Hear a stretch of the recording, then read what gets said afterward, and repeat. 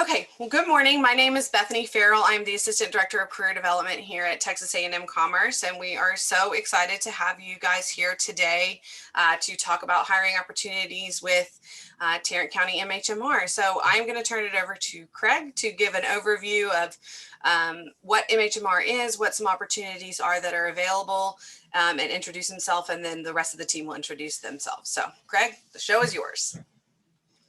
All right, so my name is Craig Corley. I'm the HR manager here at MHMR of Tarrant County. My role specifically is over recruitment, hiring, those types of things, which is why we're trying to get involved with Texas A&M Commerce. As far as MHMR, we have a video that we're going to show a little bit later that will kind of outline what we do. But we provide services to people basically from the time they are born until they pass away. It's going to be early childhood intervention, those with intellectual and developmental disabilities, mental health services, addiction services. We deal with homelessness and veterans as well. I brought someone from each of those divisions with us today in case there's any questions that are specific to them so that we can try to get all the answers for everyone. So I'll just go ahead and let everyone introduce themselves and tell everybody what they do here. You want to start, SB? Yes, I'll get started. I wanted to mute my phone because you know how crazy it gets in the office. So first of all, thank you, Bethany, for including us and to invite us to this avenue of a virtual fair that is always a great treat for us. We wish we can always see people in person. So for those of you watching us, welcome. And for those of you listening, I hope that you reach out to us in various forms because we have lots of ways for you to reach us. Thank you, Craig, for that update. My name is SB West. I'm the Senior Director of Human Resources, Diversity, and Inclusion. And so what I hope to get from today is just to share with you that My Health, My Resources values all the actions that we provide to the people that we serve. And hopefully we can hire people that want to help our people, and we hire all people. And so our values and actions speak louder than what we can ever explain. So I hope that you can look at our video and look in our internet site and see that we have lots of values and action that we live by every day throughout the organization. We connect people, we access people, and we provide them resources as well as we empower people. So I'm hoping that that's what you get out of today and that you reach out to us at any given point in your career, whether it's just for a few years to get some skills or that you want to have this your long life career like it's been for me. It was initially a stepping stone to something bigger and better, but now it's been my lifelong career. So I really do value our values in action, and we live by them every day. And so I hope you join our team someday. And we hope to see you or face-to-face see you soon. Right, and then SB's email is on the screen now as well as mine. So if y'all have any questions, you can feel free to reach out to us, and we can also pass that information along to other people. Thomas Bledsoe is also our Chief Human Resources Officer. So even if you want to reach out to him, you can do that. He is our leader as far as that goes. And let's move on now to Rebecca. Good afternoon. This is Rebecca Armbrust. I'm the Senior Director for our Home and Community-Based Services Program, our Texas Home Living Service Program, and our Pre-Admission Resident Review Program.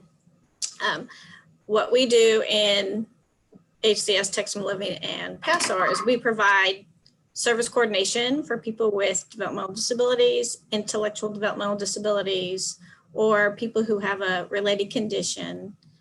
We provide service coordination. And what that means is that we support people in their own home, their family homes, and their community, and that we make sure that they get the services through their programs. We monitor their services, and that we ensure that if there's any health or safety issues that we follow up with them. Our training and our employment needs are that we're looking for people with bachelor's degrees in human services. Our ACS program, you don't have to have any experience, so you can come and learn the system and learn about people. We have a very comprehensive training program that's available. So we really encourage you to reach out, to really learn about MHMR and our disability services programs. We also have our intake division that does the actual intake for people coming in, people that are not eligible for Medicaid. They have a program for general revenue. We also have a START program. So our program in disability services is very diverse, and that really is a place where you can come and get your feet wet with MHMR and then really see, like I've been in MHMR since 2006. And so it's a place where you can come and you can grow, and that we really look for people who want to expand their wings. And there's a huge program here that there's many different avenues for you. As far as you want to go, you can go here at MHMR.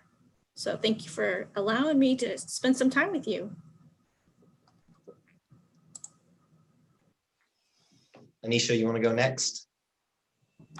Yes, thank you, Craig. I'm Anisha Phillips. I'm a senior director for the Early Childhood Intervention Program with MHMR. The ECI program sits under the ECS program, so Early Childhood Services. So with Early Childhood Services, we serve children from birth until they're 6. And then for ECI, children birth until the day before their 3rd birthday. And so currently we have early intervention specialists that we are hiring for. We prefer child development degrees or human development.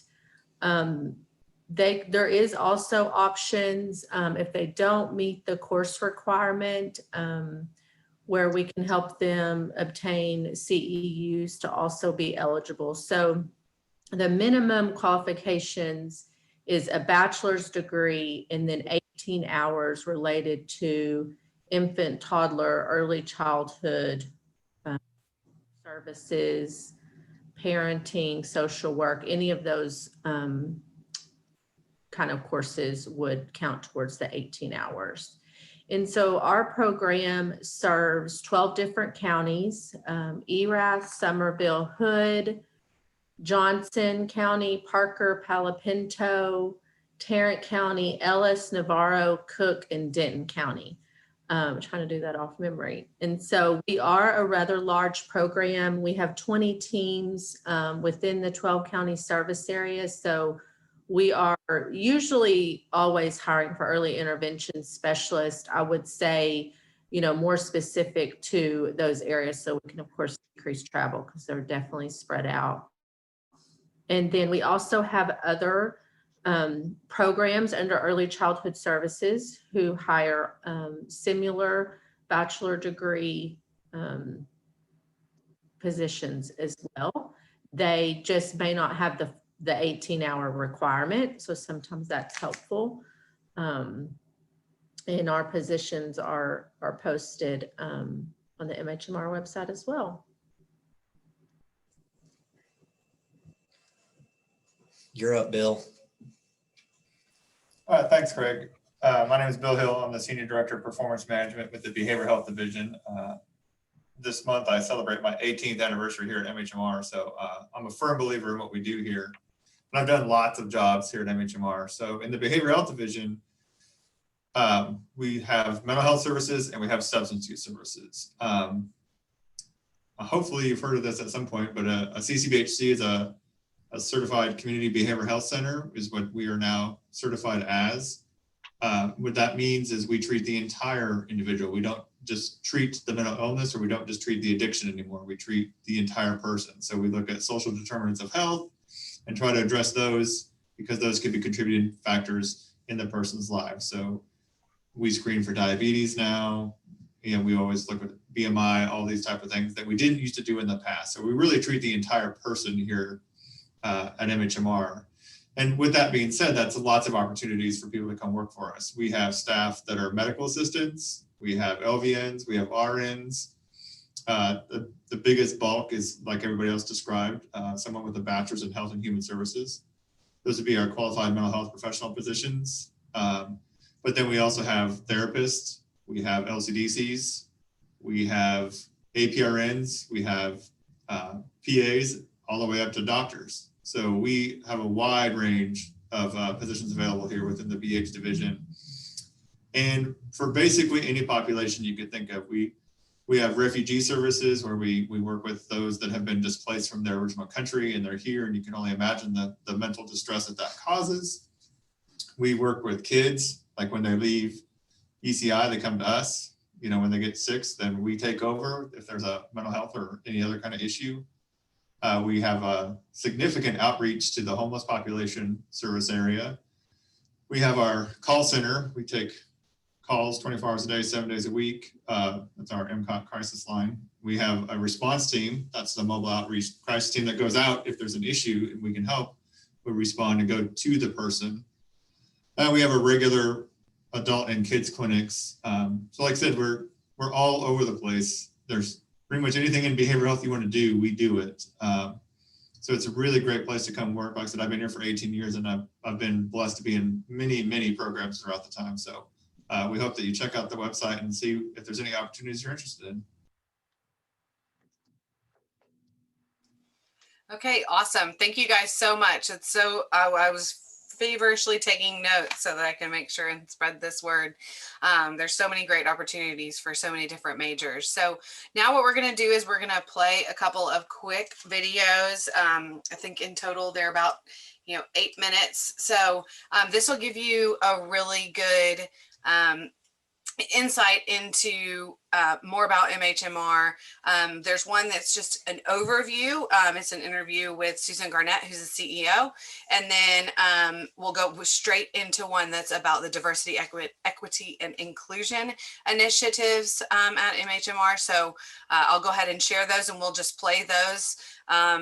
If for any reason the sound and I have a disagreement on what should be working, you just let me know, or if you cannot see it also, just give me a heads up. Can y'all see the YouTube screen now? Can you just somebody give me a thumbs up that you can see my video? Okay, good.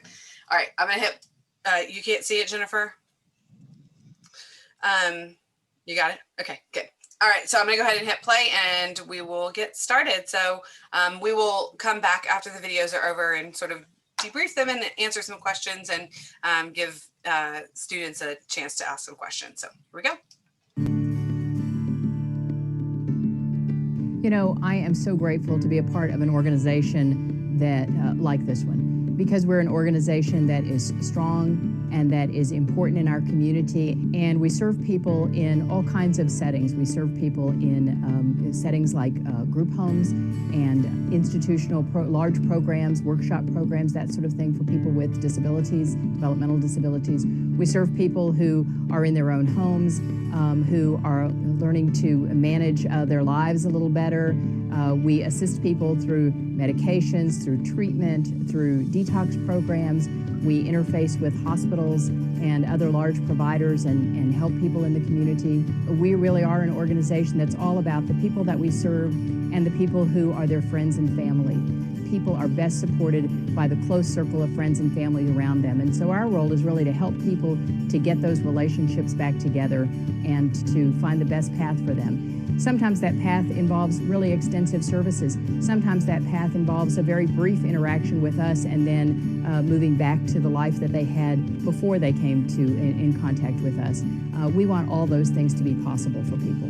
Healthcare is a really big issue in our country today. And Texas will see, just like other parts of the country, changes in healthcare. But those changes are actually changes that are likely to be very positive for us. We're likely to see more people who have an insurance card. We're likely to see more people who have choices in the providers that are available to them. We're likely to see more people who have more services that are community-based rather than hospital and large facility-based.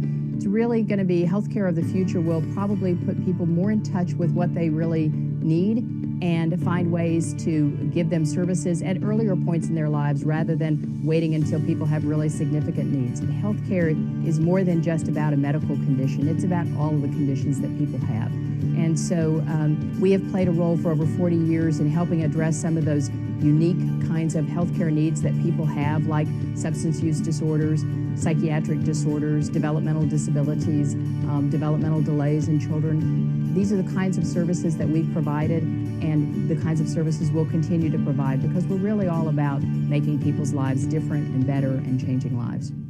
We partner with the community. We partner with other community agencies. We partner with the individuals who receive our services and their families and friends, and we partner with our staff in the work that we do. I think it is so important that the people that we serve and the people that are in their lives have hope about the future. All of us want to believe that tomorrow is going to be at least as good and probably better than today is. And that is certainly true of the people that we serve, and our job is to ensure that that hope is met. You know, one of the things that is most distinctive about this agency and the services it provides is really the comprehensive nature of those services. Over this 40-year period, we have really worked in a diligent fashion to build our service system to be an evidence-based service system, to ensure that the services that we provide have a good basis in fact, and that we know that the services have a greater likelihood of being successful than not being successful. And so we work in a really comprehensive way. We've also had the opportunity over the years to be innovators, to be at the head of the line of implementing many, many service arrangements. And you see it throughout our service system in areas in which we were the first organization, sometimes in Texas, to implement a service system innovation. We've been recognized by both state and federal agencies for our innovation here. All of those innovations ultimately benefit the staff and their opportunity to work in the kind of system that we are, but ultimately to benefit the people that we serve. We, like every agency, have transitioned over time. You know, when you think about the world that this organization started in 40 years ago, it was really a world that was very different. Over time, we've recognized that the types of disorders that we're talking about here in this agency are disorders that affect every family. You know, it's not a unique type of family that has the kinds of issues that our agency addresses. It's really every family. So we have become an organization that changed with the times, and the times changed with us.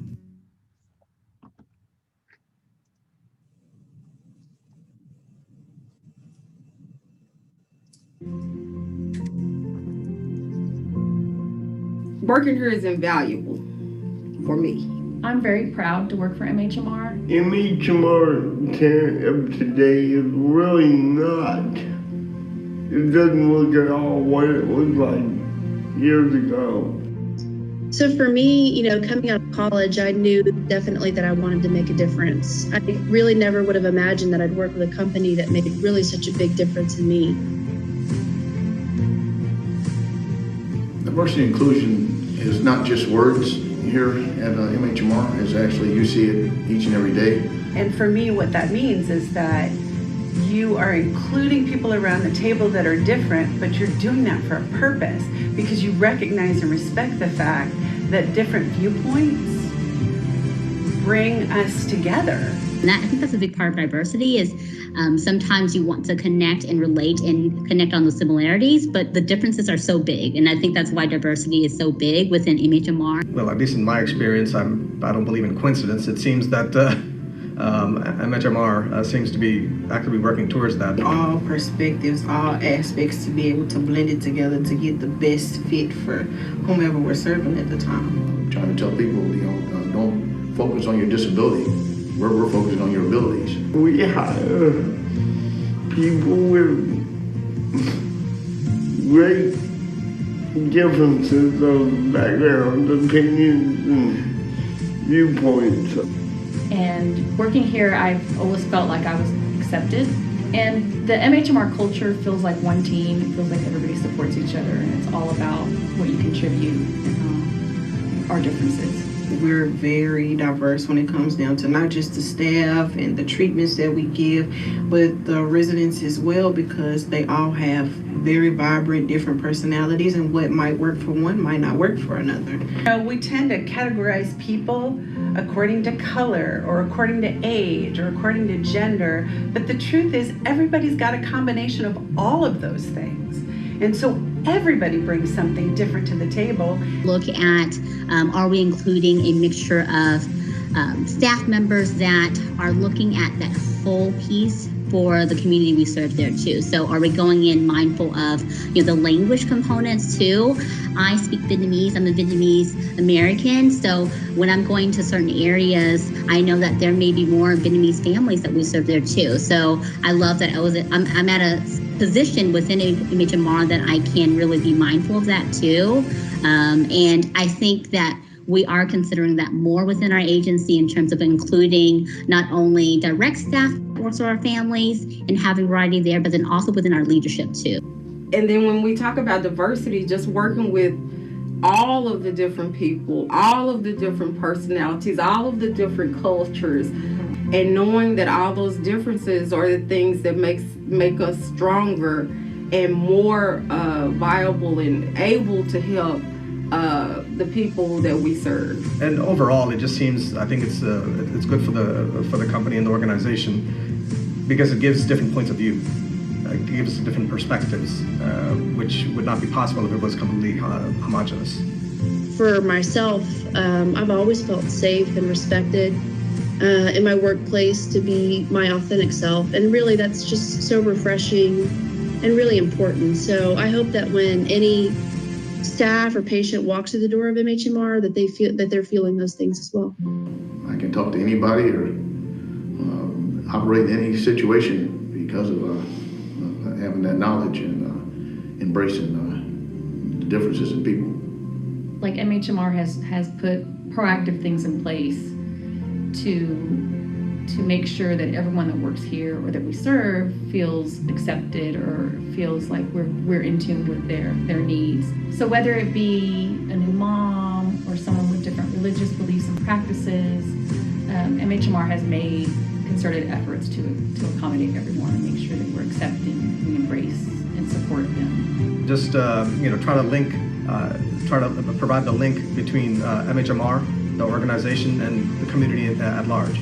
The We Care values are great at capturing sort of the gold standard of what we need to be as an organization in order to help those who are most vulnerable. I think our work in diversity, equity, and inclusion are important in that they blend so perfectly into those.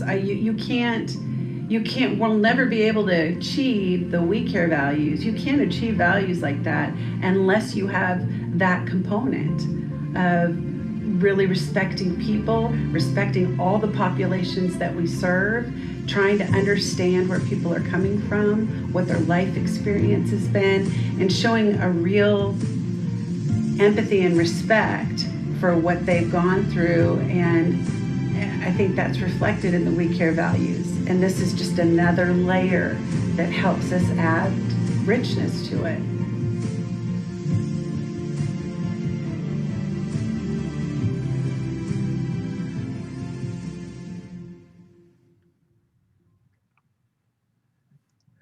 Okay, so I'm gonna go back to sharing my presentation here. Maybe. Let's try again.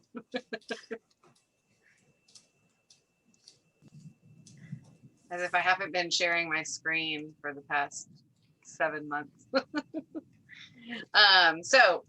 Just a little, we obviously talked about, I'm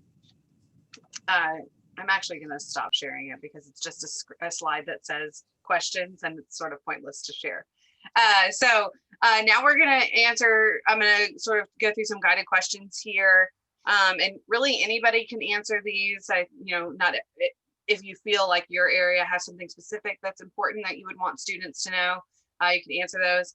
And being that it's 2020, I think this is an important question to ask. So how has COVID, which I know we're all sick of talking about at this point, but we know it is a a real thing and it really affects our day-to-day operations. How has it changed your operations, your recruiting, your day-to-day functions?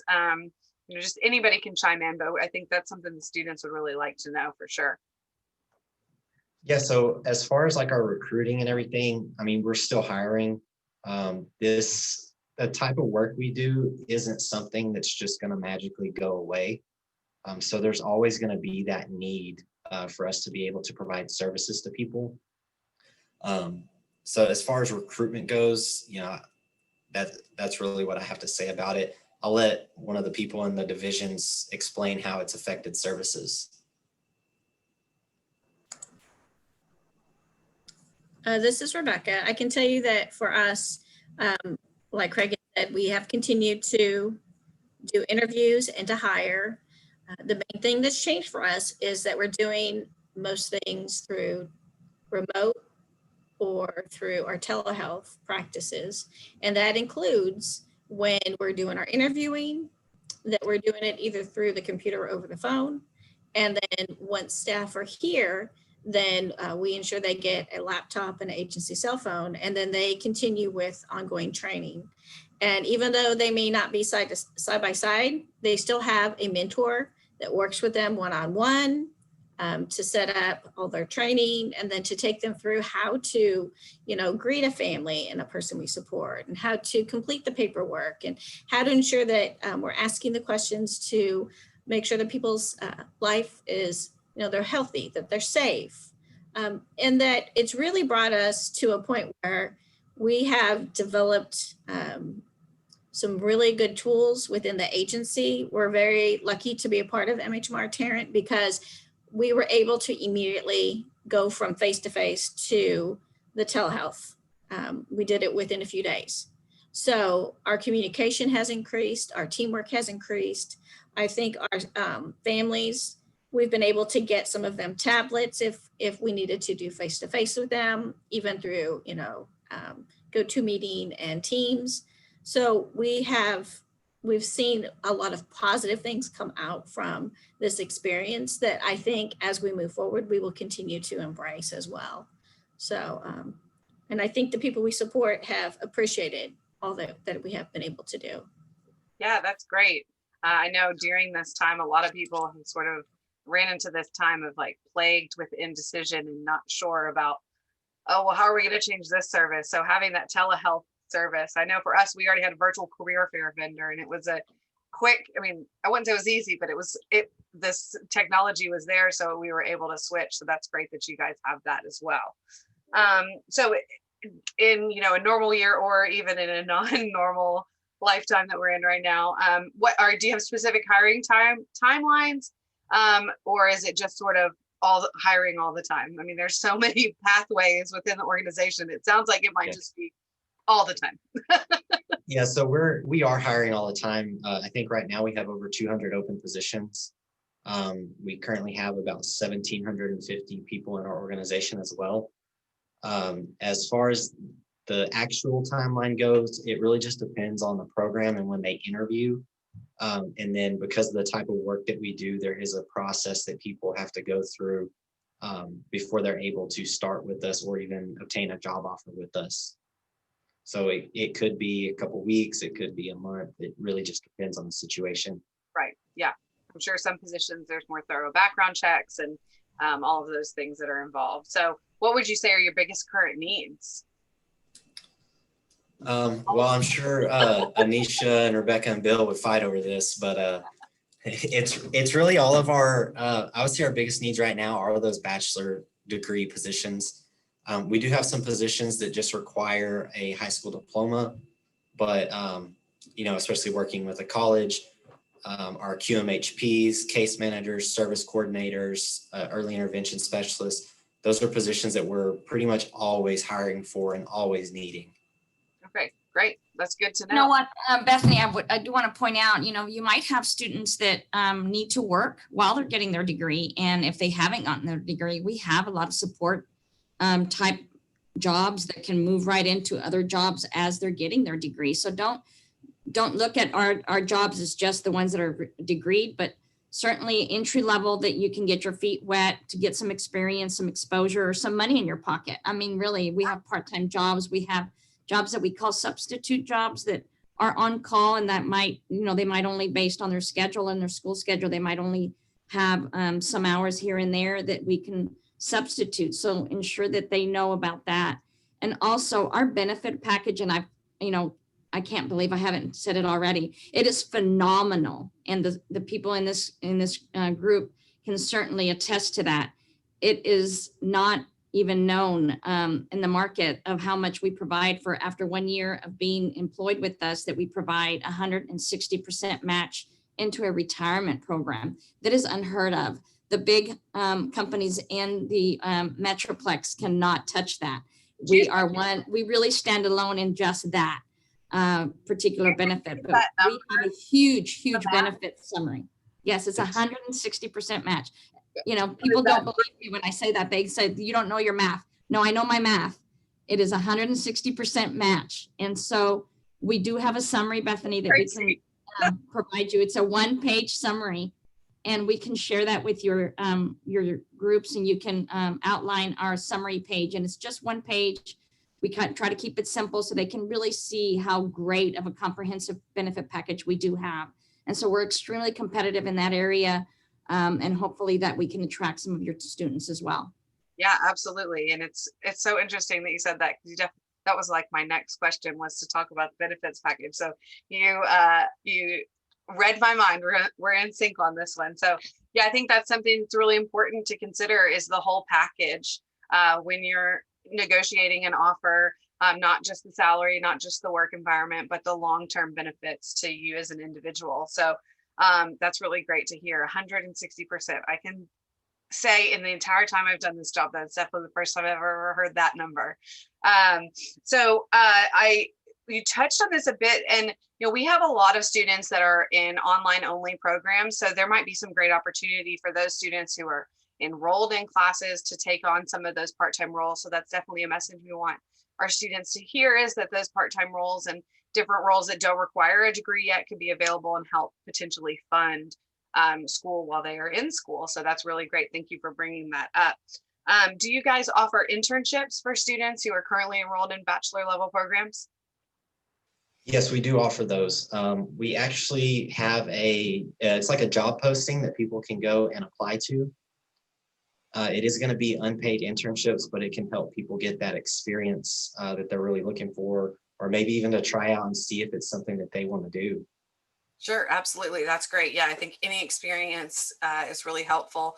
I know sometimes we have students who do like a job shadow where they get 1 day in the field to sort of help them figure out if this is really the path for them. So definitely some great things to promote there. So when we're talking about these interviews, and you guys can sort of all jump in on this one, what is like the number one thing you look for in a successful candidate, besides the, has the degree, has the, meets those, like, what is a make or break for you in an interview? I know mine is at the end of the interview. If someone doesn't ask me a question, I just feel, come on, you got to ask a question.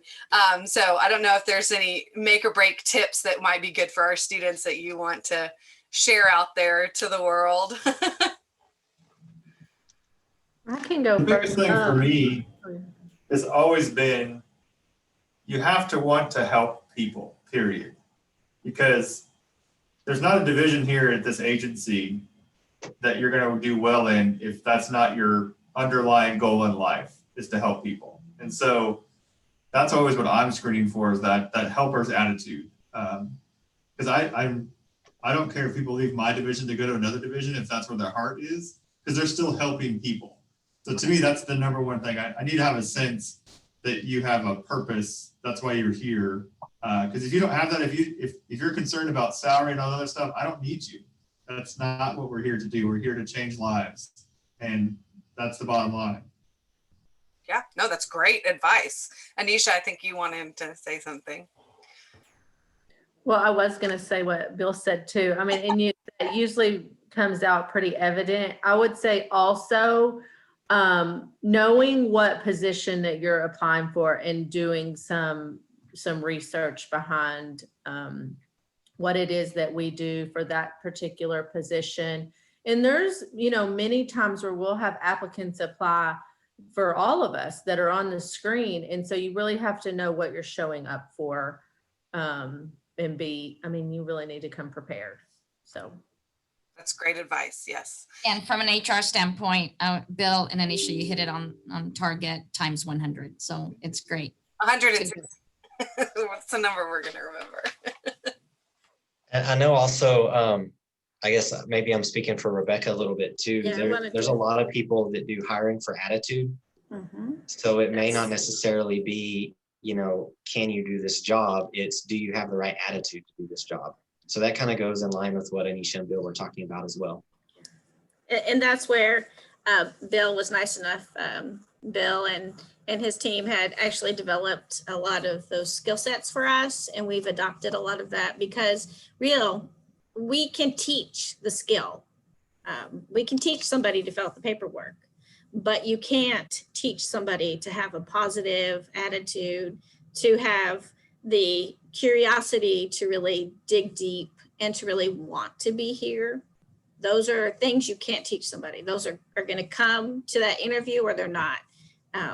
And Bill's team has really taught us a lot of that. And it's been a valuable tool that we have been able to take off with. So I do appreciate that. Thanks, Bill. That's good. That's great.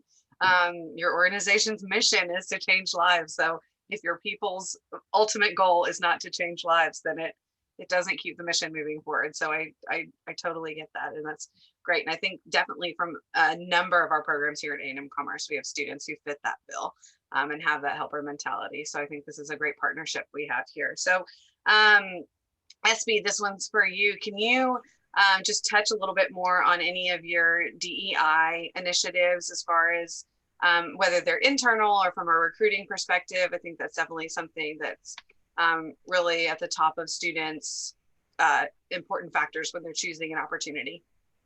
Well, we definitely, with DE&I, it's everything that we do every day. It is not an HR initiative. It's not a steering committee initiative. It is all of our goals and all of our things that we should have in our mindset every day is, how am I contributing to our diversity, equity, and inclusion goals? One of the things that our steering committee is working on right now is actually recruiting. And so here we are in the session. So that we're going to be having more of these. And I thank Craig for coordinating this and the team for participating today, but we're going to have a lot more of this stuff. And it's really a culture change. Not that we haven't done it today, but we haven't intentionally done it. Naming me as in that role has been one of the intentional items. Bringing together a steering committee has been another intentional item. So it's not that MHMR has not done diversity, equity, inclusion. It's just not been intentionally outlined. And having this video that we shared with you is also a testament of what we have done already. And we're just putting it together so that people can see and can hear and can visualize those types of things that our culture is changing. And our culture is, we're embracing it every day, putting on different lenses so that we understand each other better. And so that different cultures can come together with one common goal, and that is to change lives. Yeah, that's great. Thank you so much for that. Those are all really the questions I have. I don't know if any of our students, Jennifer, I don't know if you have any questions. If not, if there's anything else that you want to leave us with, and any of the students in attendance, if you want to put a question in the chat, or if you want, you're welcome to unmute. You should be able to unmute yourself and ask questions of our brain trust here, our MHMR brain trust. That's what I'm going to call you guys. If not, if there's any kind of, final parting words that you guys want to share, this is your speak now or forever hold your peace moment. I'm just going to go ahead and say that we do offer tuition reimbursement, and our agency is eligible for public student loan forgiveness. So if you work here, that is another benefit that you will have. Yes, I hope you give us a chance and look out. Our website is very full of more information. It's just not us. We have a variety of information out there on the website. Go look at our jobs, give us a chance. I gave this organization a chance 30 years ago, and here I am. Bill indicated, he's been here a lot of years. Anisha, has a lot of years. Rebecca, a ton of years as well. So, you're looking at people that have been here and have weathered the storms, including COVID. And our employees have been resilient for COVID, and we continue to be resilient. Our video indicated that we've been here 40 plus years. We're at 50 now. So we're not going anywhere. Yeah. So come check us out. That's great. Thank you so much. And I have just shared the last slide of our presentation here. There is a short link in there that you can fill out if you are interested in just finding out more. That way I at A&M Commerce can keep in touch with you and keep track and make sure you're reaching out and to the right people. And we will also make sure and share everybody's contact information from today in the comments below when we post this video. And we appreciate everyone joining us today. And thank you so much for your time. And if you're interested in changing the lives of the consumer, not the consumer, that's the wrong word. If you're interested in changing lives, please fill out that form and get in touch with us. And thanks to everybody again for joining us today. Y'all have a great day. Thank you. Thank you.